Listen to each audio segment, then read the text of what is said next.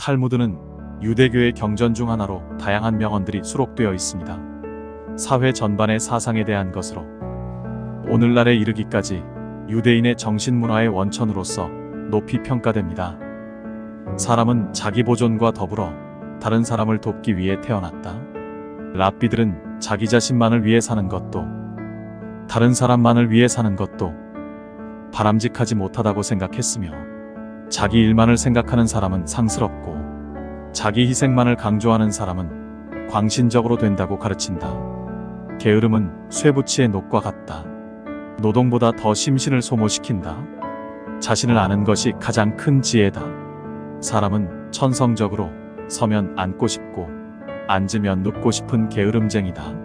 사람은 일과 현상에 관심을 가지지 않으면 단조로운 일상과 틀에 박힌 사고에 사로잡히게 된다.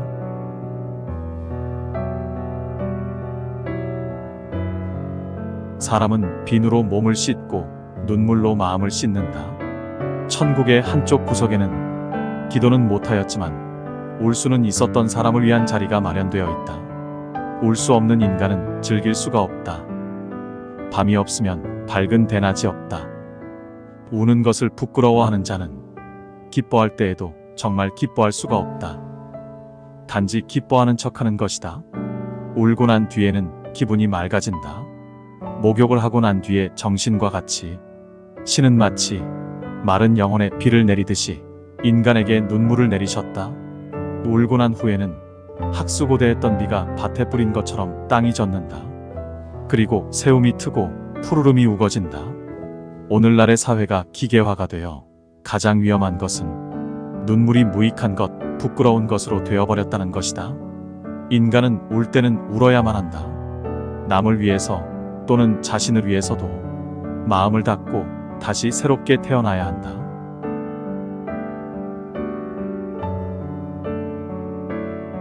친구에는 세 부류가 있다. 음식과 같아서 매일 필요한 친구, 약과 같아서 가끔 필요한 친구, 질병과 같아서 항상 피해야 하는 친구. 가난한 사람과는 친구가 되어도 좋다. 단, 생각이 가난한 사람과는 친구가 되면 안 된다. 머리가 비어있는 사람은 죄를 두려워할 줄 모르고, 무식한 사람은 경건할 수 없으며, 수줍어하는 사람은 배울 수가 없고, 사업에 지나치게 열중하는 사람은 현명해질 수 없다. 오늘 현재의 앞일도 모르면서 인간이란 앞날을 미리 알 수 있을 만큼 위대하지 못하므로 인생살이에 대해 너무 걱정해서는 안 된다. 우리가 앞날에 대해 지나치게 비관한다거나 또는 지나치게 낙관하는 것은 스스로가 위대하다고 착각하는 것에 불과하다. 인간은 결코 앞날을 점칠 만큼 위대한 동물은 아니다.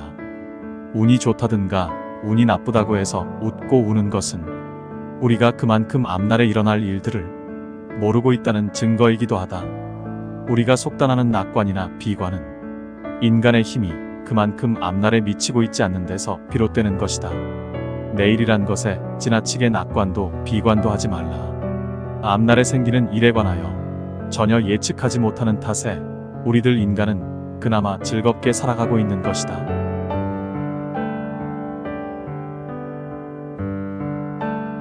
자신의 결점을 찾아내는데 힘쓰는 사람은 남의 결점을 찾지 않으며, 남의 결점만 찾아내는 사람은 자기 결점은 찾지 못한다.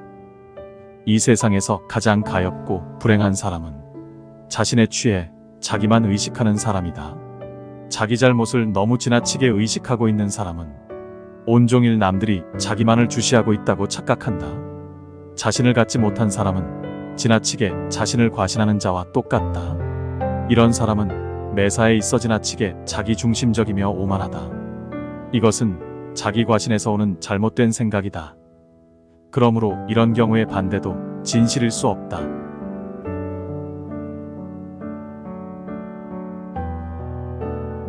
성공이라는 꿀벌은 내뿜는 꽃향기에 유인되어 날아드는 것이므로, 스스로를 약자라 생각하는 사람은 성공을 불러오는 향기를 내뿜지 못한다.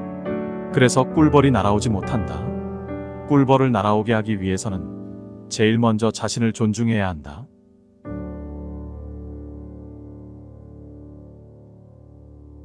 군중 앞에서 남을 창피하게 만드는 것은 피를 흘리는 것과 같은 것이다.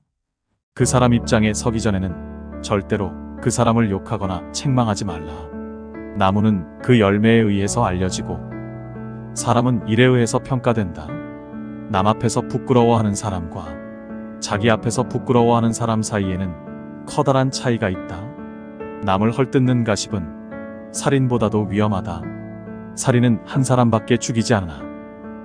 가십은 반드시 세 사람의 인간을 죽인다. 즉, 가십을 퍼뜨리는 사람 자신, 그것을 반대하지 않고 듣고 있는 사람, 그 화제가 되고 있는 사람이다. 그대를 칭찬하고 따르는 친구도 있을 것이며 그대를 비난하고 비판하는 친구도 있을 것이다. 그대를 비난하는 친구와 가까이 지내도록 하고 그대를 칭찬하는 친구와 멀리하라.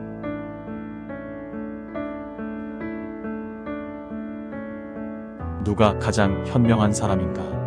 모든 경우, 모든 사물에서 무엇인가를 배울 줄 아는 사람이 현명한 사람이다. 누가 굳센 사람인가? 자기 자신을 누를 수 있는 사람이 굳센 사람이다. 누가 가장 풍족한 사람인가? 자기 자신의 몫에 불만이 없이 만족하는 사람이 풍족한 사람이다. 누가 현자인가? 모든 사람들로부터 배우는 사람이 현자이다. 눈이 보이지 않는 것보다는 마음이 보이지 않는 쪽이 두렵다. 만나는 모든 사람에게서 무엇인가를 배울 수 있는 사람이 이 세상에서 가장 현명하다.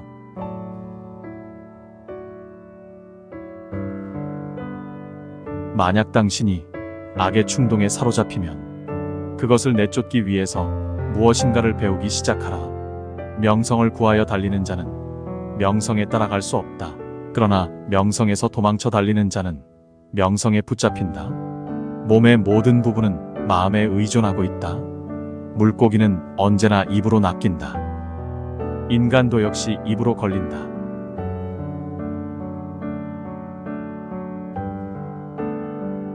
물이란 본디 산 정상에 머물지 않고 계곡을 따라 흘러가는 법이다.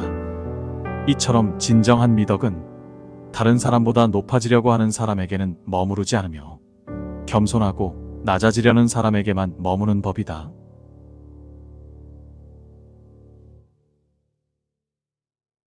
5살 된 자식은 당신의 주인이고 10살 된 자식은 노예이며 15살 된 자식은 동등하게 된다.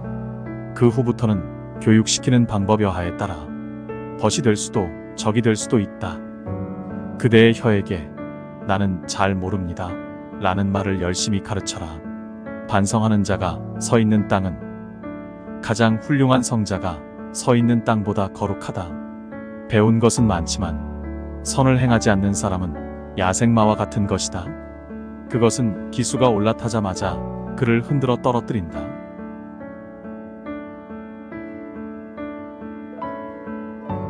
사람을 상처 입히는 것이 3개 있다.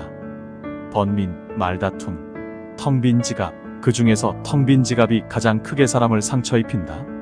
사람을 알려면 그의 지갑, 쾌락, 그리고 불평을 보라. 사람의 마음을 안정시키는 3가지는 명곡, 조용한 풍경, 깨끗한 향기이다. 사랑을 하고 있는 자는 타인의 충고에 귀를 기울이지 않는다. 상대에게 한 번 속았을 땐 그 사람을 탓하라. 그러나 그 사람에게 2번 속았거든 자신을 탓하라.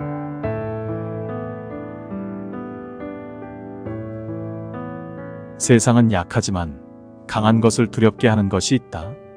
첫째, 모기는 사자에게 두려움을 준다.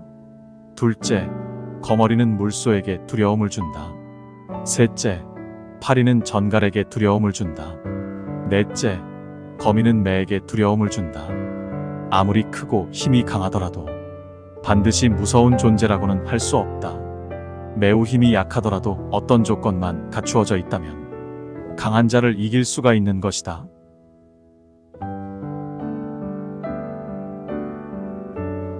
승자는 문제 속에 뛰어든다. 패자는 문제의 변두리에서만 맴돈다. 승자는 과정을 위해 살고 패자는 결과를 위해 산다. 승자가 즐겨 쓰는 말은 다시 한번 해보자 이고 패자가 즐겨 쓰는 말은 해봐야 별 수 없다이다. 승자의 주머니 속에는 꿈이 있고 패자의 주머니 속에는 욕심이 있다. 승자는 눈을 밟아 길을 만들지만 패자는 눈이 녹기를 기다린다. 승자는 행동으로 말을 증명하지만 패자는 말로써 행동을 변명한다.